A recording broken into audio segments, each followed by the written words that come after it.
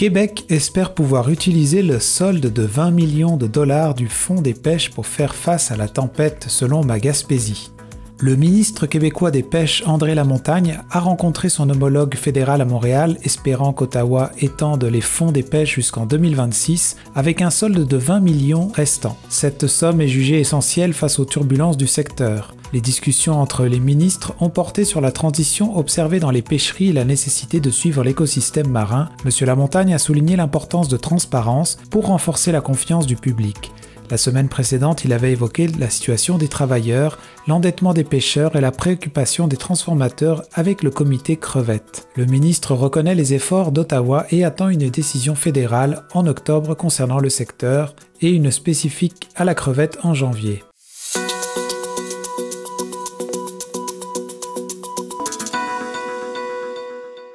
Le syndicat dénonce la clause bilingue d'embauche pour les infirmières, selon l'Avantage gaspésien. Le syndicat des infirmières, infirmières auxiliaires et inhalothérapeutes de l'Est du Québec s'oppose à l'exigence du CIS Gaspésie de bilinguisme pour les postes offerts. Selon le représentant syndical Pierre-Luc Bugeaud, cette clause est injustifiée et discriminatoire. Il insiste sur le fait que les infirmières non bilingues ont toujours su communiquer efficacement avec les patients anglophones grâce à divers moyens. Le syndicat croit que cette exigence découle de la révision du plan d'accès à la clientèle anglophone, mettant davantage l'accent sur le niveau de langue individuelle plutôt que sur d'autres ressources. M. Bugeaud souligne que seulement 7% de la population de la Gaspésie est anglophone et que l'exigence de bilinguisme inexistante dans d'autres régions du Québec est excessive. Le CIS de la Gaspésie justifie cette clause par un plan adapté à la démographie de la région. Cependant, le ministre de la Santé, Christian Dubé, a exprimé son mécontentement, affirmant que la langue ne devrait pas être une priorité à l'embauche, surtout en période de pénurie de personnel.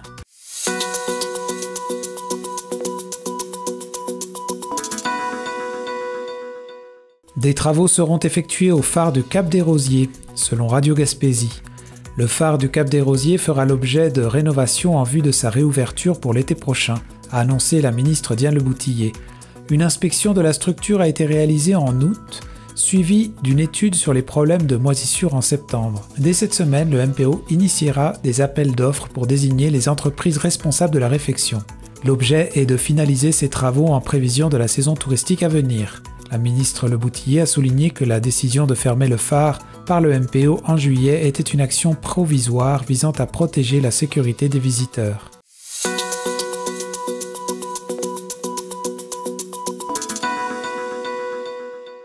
« 53 nouveaux sites de camping au club de golf Fort Prével, selon ma Gaspésie.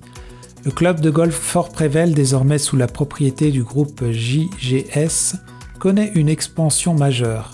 53 nouveaux sites de camping ont été ajoutés aux 28 déjà existants, dans le but d'augmenter la capacité d'accueil, notamment pour les golfeurs quotidiens. Jean-François Fortin, gestionnaire des actifs pour l'Est du Québec, a déclaré que les chalets, le motel et les pavillons seront rénovés une fois la saison de golf terminée. L'objectif est d'ouvrir le site toute l'année avec des offres récréatives pour les saisons d'été et hiver. Plus de 3 millions de dollars seront investis d'ici l'été prochain, dont une partie dans de nouvelles machines pour entretenir le terrain de golf. Le site possède également un aspect historique lié aux fortifications de la Seconde Guerre mondiale. M. Fortin évoquait des plans pour introduire un circuit d'interprétation avec des images, des panneaux et des artefacts pour informer les visiteurs sur cette histoire lors de l'ouverture estivale prochaine.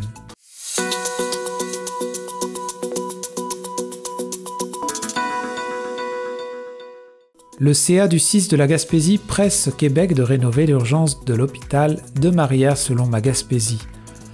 Le conseil d'administration, le CA du CIS de la Gaspésie, a accentué sa demande auprès du gouvernement du Québec pour inscrire le projet de rénovation de l'urgence de l'hôpital de Maria au plan québécois des infrastructures cet automne. Dans une résolution adoptée unanimement en séance publique, le CA souhaite que ce projet soit considéré comme une priorité régionale. Le président du conseil, Richard Loisel, a souligné l'importance stratégique de ce projet pour la qualité des soins de santé dans la région. Le président directeur général du CIS, Martin Pelletier, s'est abstenu du débat pour éviter un éventuel conflit d'intérêts. Lors d'une session de questions-réponses, M. Pelletier a informé que toutes les informations nécessaires concernant le projet ont été fournies au ministère et que le dossier est actuellement à l'étude par des sous-ministres. Le projet de rénovation de l'urgence de l'hôpital de Maria avait été initié en 2018.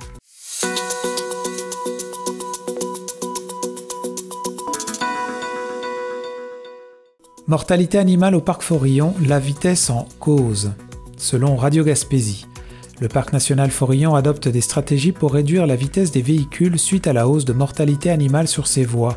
Une recherche menée par l'équipe de conservation du parc en 2021-2022 indique qu'environ 3000 animaux sauvages meurent annuellement à cause des collisions avec les véhicules. Les zones les plus touchées par ces accidents ont été identifiées par les employés pour cibler les interventions. Antoine Plouffe-Leboeuf, écologiste au parc, précise que la majorité des animaux qui sont morts sur la route étaient des oiseaux et des petits mammifères. Seulement 1% étaient des grands mammifères. Vous écoutez votre reflet d'ici. Revoyez tous nos reportages sur notre site internet.